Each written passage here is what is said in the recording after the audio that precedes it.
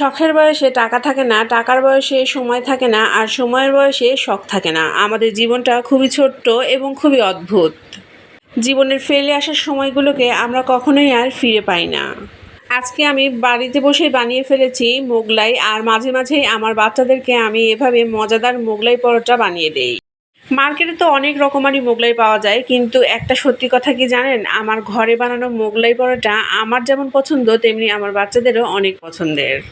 দুধ, চিনি, তার সাথে হালকা লবণ এবং তেল দিয়ে খুব ভালোভাবে আমি একটি ময়দা ময়ান করে রেখে তারপরে ডো বানিয়ে নিয়েছিলাম। সেটারই একটা বড় রুটি বেলে নিয়েছি। আর এই বড় রুটিটাতে আমি যাতে লেয়ার দেওয়া যায় সেভাবে একটু ভালোভাবে তেল ও আটা দিয়ে তারপরে এটাকে খুব ভালোভাবে মুড়িয়ে অনেকগুলো লেয়ারের প্রথমে একটি বড় পরোটা বানিয়ে নেব। লেয়ার পরোটা বানানোর উদ্দেশ্য তাতে মোগলাই পরোটা খেতে খাস্তা এবং একটু অন্যরকম স্বাদ হয়।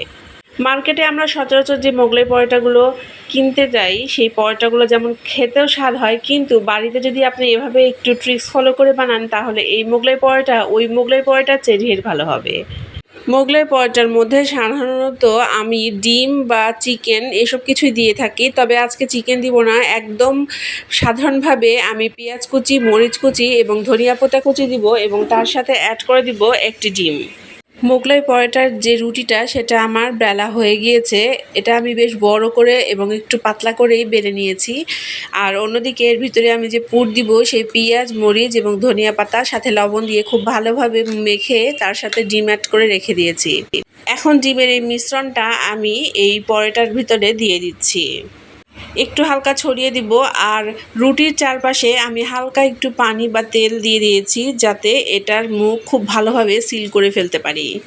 মোগলাই পরোটা বানানোর ক্ষেত্রে এই রুটির মুখটা সিল করাটা খুবই গুরুত্বপূর্ণ, না হলে কিন্তু ভিতরের যে পুরগুলো আছে সেগুলো বের হয়ে যাবে আর পরোটাটাও খুব একটা ভালো হবে না। মোগলাই পরোটা ভাজার জন্য আমি প্যানটা গরম করে নিয়েছি, আর যেমনই এই পরোটাটা বানানো হয়ে যাবে সাথে সাথেই আমি এটা প্যানে দিয়ে দিব ফ্রাই করার জন্য। মোগলাই পরোটা যখনই ভাজবেন ঠিক তার আগেই বানিয়ে নিতে হবে, এটা কিন্তু বানিয়ে রেখে দেওয়া যাবে না। খুবই মাঝারি আঁচে এখন আমি মোগলাইটা ভেজে নেব। অনেক বেশি তেলে ফ্রাই করলে খুবই ভালো হয়, আমি তারপরেও চেষ্টা করেছি যতটা কম তেলে ভাজতে পারি। আমাদের জীবনে এক এক বয়সে এক এক চাহিদা থাকে আর শখগুলো থাকে, তবে সবচেয়ে বুদ্ধিমত্তার বিষয় যেটা, আপনি যখন যেমন শখ থাকবে আপনার সাধ্যের মধ্যে সেই শখগুলো পূরণ করার চেষ্টা করুন। 20 বছর বয়সে আপনি যে লাল শাড়ি বা লাল চুড়ি পরতে পারবেন, 50 বছর বয়সে কিন্তু আপনার আর সেই লাল চুড়ি বা শাড়ি পরার ইচ্ছাটা আর থাকবে না। তো যাই হোক, আমার মোগলাইটা কিন্তু বানানো হয়ে গেছে, আর আজকের এই ভিডিওটি আমি এখানেই শেষ করছি। দেখা হবে নেক্সট ভিডিওতে। সে পর্যন্ত সবাই ভালো থাকবেন এবং অবশ্যই আমার সাথে কানেক্টেড থাকবেন।